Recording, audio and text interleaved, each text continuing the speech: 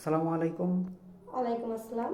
আপু কেমন আছেন? জি আলহামদুলিল্লাহ ভালো আছি। আপনারা ভালো আছেন? জি আলহামদুলিল্লাহ, আল্লাহ তাআলা অনেক সুখী রাখছেন।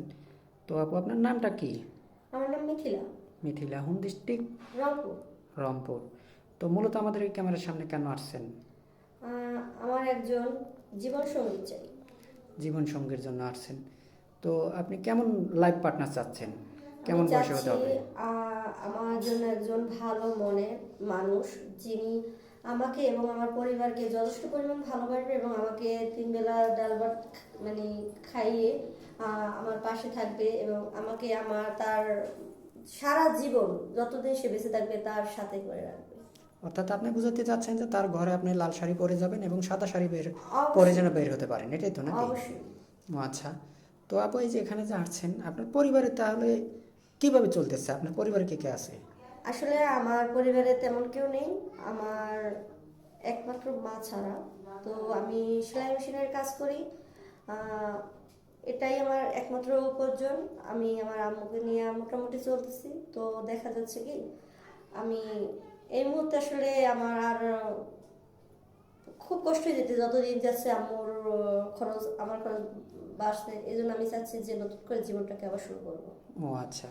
মূলত আপনার আগে একটা বিয়ে শাদী হয়েছিল নাকি? হ্যাঁ, আমি বিবাহিত ছিলাম। আমার বয়স বর্তমানে 22 চলে। আমি আহ, যখন বিয়ে করছি তখন আমার বয়স ছিল যাইয়া 18। তো আমার 1 বছর সংসার ছিল। তারপরে আমার হাজবেন্ড একটা রোড অ্যাক্সিডেন্টে আর কি তিনি মারা যান। তো এখন আর কি আমি একাই আছি, আম্মুকে নিয়ে আছি। ও আচ্ছা। তো আপনি যে যেখানে আসছেন, কিভাবে আসলেন? আসলে আমি আপনাদের কিছু প্রতিবেদন দেখছিলাম, যেখানে অনেকেই আর কি এখানে মানে এসে সুস্থভাবে একজন জীবনসঙ্গী পেয়েছেন, ভালো আছেন, এটা দেখেই আসছে। জি জি বুঝতে পারছি।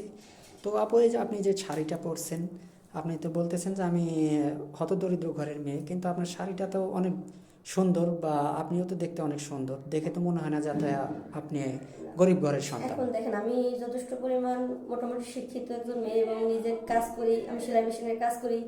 তো দেখা যায় যে আমার গরিব দেখে যে আমার কাপড় চোপড় একেবারেই নেই সেটা না। আমি একটা জায়গায় আসছি, এখানে তো একটা ভালো পোশাক পরতে হবে, সেটা আমার আহ, জি আছে। জি তো জি বুঝতে সেক্ষেত্রে পারছি। আমার যতটুক ছিল টুকটুকের কি আমি এখানে ও নিয়ে আচ্ছা। আসছি।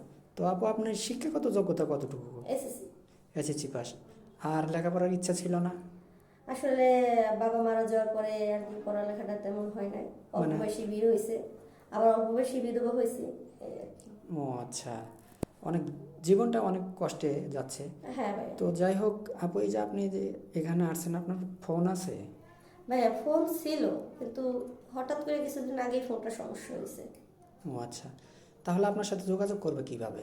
ভাইয়া আপনাদের সাথে যদি ভালো মানুষের সন্ধান থাকে যারা আমার প্রতিবেদন দেখবে, যদি আমাকে এরকমের কোনো ব্যক্তি এখান থেকে দেখে পছন্দ করে, যদি দেশে থেকে বা বিদেশ থেকে যেখান থেকে দেখুক না কেন, যদি আপনাদের কাছে বলে যে না ওই মেয়েটাকে দরকার, আপনারা একটু দেন, তাহলে আপনি কথা বলবেন, যাচাই বাছাই করবেন। যদি মনে করেন যে আমার জন্য উপযুক্ত হবে তাহলে বলবেন, অবশ্যই আমি আপনাদের সাথে যোগাযোগ করবো। ওকে ঠিক আছে। তো আমাদের নাম্বার দেওয়া থাকবে, মানে ইউটিউব চ্যানেল কর্তৃপক্ষের নাম্বার দেওয়া থাকবে, কেউ অযথা ভিডিও কল দেবেন না।